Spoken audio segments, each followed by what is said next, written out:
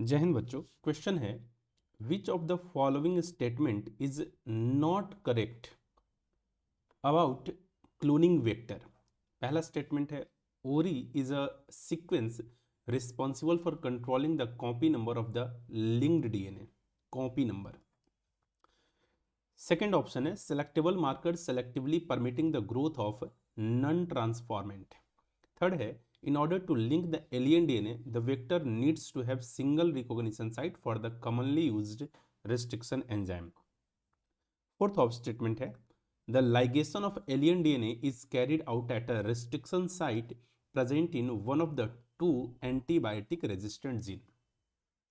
समझने के लिए सबसे पहले हमें क्लोनिंग वेक्टर के बारे में जानना पड़ेगा कि आखिर क्लोनिंग वेक्टर होता क्या है, या फिर सिंपली जिसे हम लोग वेक्टर बोलते हैं, आखिर वेक्टर होता क्या है ना। वेक्टर एक ऐसा डीएनए मॉलिक्यूल है जो वेहिकल की तरह काम कर रहा है, या फिर जो कैरियर की तरह काम कर रहा है। ये करता क्या है, किसी एक फॉरेन डीएनए को जिसके अंदर कुछ डिजायरेबल कैरेक्टर है, उस डिजायरेबल कैरेक्टर वाले जीन डीएनए को एक ऑर्गेनिज्म से दूसरे ऑर्गेनिज्म में ट्रांसफर कर देता है फॉर फर्दर क्लोनिंग, यानी उसके नंबर को इंक्रीज करने के लिए। ठीक है, दैट इज वैसे हम लोग क्या बोलते हैं, व्हीकल या फिर कैरियर। और इस कैरियर को बायोलॉजी में हम लोग सिंपली क्या बोल देते हैं, वेक्टर। अगर वेक्टर के मैं कुछ एग्जांपल की बात करूं तो बैक्टीरिया के अंदर जो एक्स्ट्रा क्रोमोसोमल डीएनए होता है जिसे हम लोग प्लाज्मिड बोलते हैं, plasmid is the most common vector. इसी बैक्टीरियल प्लाज्मिड का एक आर्टिफिशियली सिंथेसाइज यानी इसका मॉडिफाइड वर्जन होता है जिसे हम लोग PBR322 वेक्टर के नाम से जानते हैं, जो आर्टिफिशियली सिंथेसाइज किया गया है, प्लाज्मिड बैक्टीरियल प्लाज्मिड को मॉडिफाई करके बनाया गया है। आर्टिफिशियली और बहुत सारे है, yeast artificial chromosome, bacterial artificial chromosome, mammalian artificial chromosome, ऐसे। या फिर जो बैक्टीरियोफेज वायरस है, ये भी वेक्टर की तरह काम करता है। ठीक है, अगर हम वेक्टर के कैरेक्टरिस्टिक फीचर्स की बातें करें तो वेक्टर के पास कुछ कैरेक्टरिस्टिक फीचर होना ही चाहिए या होता ही है। जैसे सबसे पहला अगर फीचर्स की मैं बात करूंगा तो वेक्टर के पास ओरिजिन ऑफ रेप्लिकेशन साइट होता ही होता है। ओरिजिन ऑफ रेप्लिकेशन साइट होता ही होता है। और ये ओरिजिन ऑफ रेप्लिकेशन साइट के लिए ही हम लोग शॉर्ट में क्या रिप्रेजेंट करते हैं, ORI साइट, ओरी साइट। रेप्लिकेशन एक ऐसा फिनोमिनन है जिसके पास फीचर होता है, डीएनए अपने नंबर को इंक्रीज कर लेता है, यानी डीएनए से डीएनए बनाने का जो फीचर है, इस फीचर को हम लोग सिंपली क्या बोलते हैं, रेप्लिकेशन। लेकिन डीएनए के अंदर एक स्पेसिफिक रीजन होता है, एक स्पेसिफिक साइट होता है जहां से रेप्लिकेशन का प्रोसेस स्टार्ट होता है। उस रीजन को हम लोग क्या बोलते हैं, ओरिजिन ऑफ रेप्लिकेशन साइट, या फिर सिंपली उसे क्या बोलते हैं, ओरी साइट। और इस ओरी साइट के थ्रू यानी ओरिजिन ऑफ रेप्लिकेशन साइट के थ्रू जब डीएनए अपने नंबर को इंक्रीज करता जाता है, यानी डीएनए से डीएनए बनता जाता है, यानी एक तरीके से क्या हो रहा है, कॉपी नंबर बनाया जा रहा है। यानी एक डीएनए का कई सारे इसका नंबर तैयार किया जा रहा है, इसके कई सारे कॉपी बनाया जा रहा है। इस प्रोसेस को हम लोग सिंपली क्या बोलते थे, कॉपी नंबर बना देना। या फिर और हम क्या बोल सकते हैं, नंबर को, डीएनए के नंबर को इंक्रीज कर देने की बातें करते हैं। ठीक है, ये तो पहला कैरेक्टरिस्टिक फीचर हुआ। इसका जो सेकेंड कैरेक्टरिस्टिक फीचर है, इसे हम लोग बोलते हैं, जो भी वेक्टर होगा इसके पास सेलेक्टेबल मार्कर होना चाहिए। अब सेलेक्टेबल मार्कर कहने का मतलब क्या, एक ऐसा जीन जो सबसे पहले तो ये डिस्क्रिमिनेट कर सके, डिफ्रेंशिएट कर सके between recombinant and non recombinant. Recombinant कहने का मतलब क्या, एक ऐसा डीएनए जिसका हमने रिकॉम्बिनेशन करवा करके नया बनाया है, जो फर्दर हम आगे किसी होस्ट सेल के अंदर इंसर्ट करके उसका ट्रांसफॉर्मेशन करने जा रहे हैं। यानी जिसका ट्रांसफॉर्मेशन करने जा रहे हैं उसको हम लोग क्या बोलते हैं, ट्रांसफॉर्मेंट। और जिसका हम लोग ट्रांसफॉर्मेशन नहीं करना चाहते हैं उससे हम लोग क्या बोलते हैं, नॉन ट्रांसफॉर्मेंट।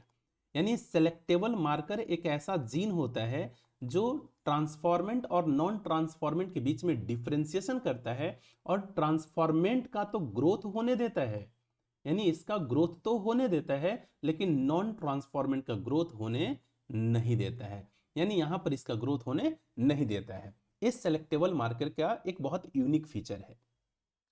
इसका एक और जो फीचर है, इसके पास क्लोनिंग साइट होना चाहिए। क्लोनिंग साइट जनरली एक ऐसा रिकॉग्निशन साइट जहां पर हम एलियन डीएनए को, यानी जो फॉरेन डीएनए है, एलियन या फिर फॉरेन डीएनए जिसे बोलते हैं, फॉरेन डीएनए को हम लिंक करते हैं वेक्टर के साथ। एलियन या फॉरेन डीएनए को link with vector DNA, link यानी जोड़ने की बातें कर रहे हैं, link with vector DNA. Generally जहां पर लिंक किया जाता है ना, वो एंटीबायोटिक रेजिस्टेंट साइट होता है। यानी इसी क्लोनिंग साइट के पास दो रीजन होता है, एंटीबायोटिक रेजिस्टेंट जीन रीजन, और दो में से किसी एक साइट पर ला करके जोड़ा जाता है। और जनरली क्लोनिंग साइट का नंबर क्या होना चाहिए, एक होना चाहिए, ताकि फर्दर कोई कॉम्प्लिकेशंस उसके जैसा और कई सारे कॉपी ना बन जाए, है ना। अगर इन तीन फीचर्स को हेल्प लेते हुए अगर हम स्टेटमेंट को देखेंगे तो हमें करेक्ट ऑप्शन मिलने का पूरा संभावना है। देखते हैं।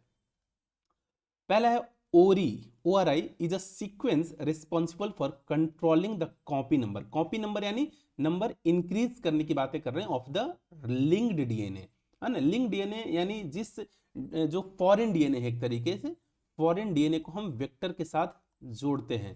यानी जब फॉरेन डीएनए को जब वेक्टर के साथ जोड़ रहे हैं तो वेक्टर के साथ जोड़ा किसे गया है, इस फॉरेन डीएनए को। इसी फॉरेन डीएनए को हम लोग क्या बोल रहे हैं यहाँ पर, लिंक्ड डीएनए। एंड जोड़ने के बाद हमें क्या मिल जाता है, हमें मिलता है रिकॉम्बिनेंट डीएनए।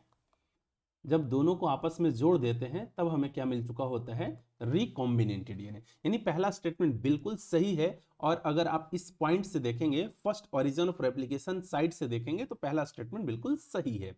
सेकंड देखते हैं, selectable marker selectively permitting the growth of non transformant. नहीं, आप यहां पर देख सकते हैं, मैंने आपको बताया था कि सेलेक्टेबल मार्कर क्या करता है, ट्रांसफॉर्मेंट का तो ग्रोथ होने देता है, नॉन ट्रांसफॉर्मेंट का ग्रोथ होने नहीं देता है। यानी इसके अकॉर्डिंग बी ऑप्शन क्या हो गया, गलत। Third option, in order to link the alien DNA the vector needs to have single recognition site. मैंने आपको बताया क्लोनिंग साइट को ही हम लोग रिकॉग्निशन साइट भी बोलते हैं, और जनरली इसका नंबर कितना होना चाहिए, एक। For the commonly used restriction enzyme, ठीक है, आप सबको पता होगा रेस्ट्रिक्शन एंजाइम एक ऐसा एंजाइम है, थोड़ा सा इसके बारे में अपन डिस्कस कर लेते हैं। रेस्ट्रिक्शन एंजाइम एक ऐसा एंजाइम है जो डीएनए को एक स्पेसिफिक न्यूक्लियोटाइड सीक्वेंस पर कट लगाता है, एक स्पेसिफिक न्यूक्लियोटाइड सीक्वेंस पर कट लगाता है। और ये जो स्पेसिफिक न्यूक्लियोटाइड सीक्वेंस होता है, ये जनरली क्या होता है, पैलिंड्रोमिक डीएनए सीक्वेंस होता है, पैलिंड्रोमिक सीक्वेंस होता है। और इसी पैलिंड्रोमिक सीक्वेंस के थ्रू रेस्ट्रिक्शन एंजाइम रिकॉग्नाइज कर पाता है। इसलिए इस डीएनए सीक्वेंस को जो पैलिंड्रोमिक है, इसे हम लोग क्या बोलते हैं, रिकॉग्निशन सीक्वेंस भी बोलते हैं, है ना। For the commonly used restriction enzyme, ये भी पॉइंट बिल्कुल सही है। फोर्थ दे रखा है द लाइगेशन। लाइगेशन का मतलब जोड़ना, है ना, ऐड करने की बातें कर रहे हैं।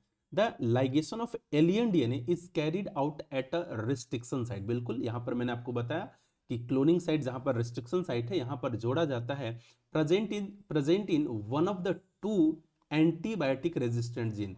जैसे अगर मैं PBR 322 वेक्टर की बात करूं, PBR 322 वेक्टर की बात करें तो इसके पास दो एंटीबायोटिक रेजिस्टेंट जीन साइट होता है। एक को हम बोलते हैं एम्पीसिलिन रेजिस्टेंट साइट, और एक को हम बोलते हैं टेट्रासाइक्लिन रेजिस्टेंट साइट। इन दो में से किसी एक के साथ हम एलियन डीएनए को जोड़ते हैं। क्लियर है, तो ये भी स्टेटमेंट बिल्कुल सही स्टेटमेंट है। यानी यहां पर अगर इसके ऑप्शन के अकॉर्डिंग देखिए कि इनमें से कौन सा सही नहीं है, नॉट करेक्ट है, तो यहां पर बी ऑप्शन करेक्ट नहीं है, इसलिए बी स्टेटमेंट भी सही स्टेटमेंट है। Best of luck.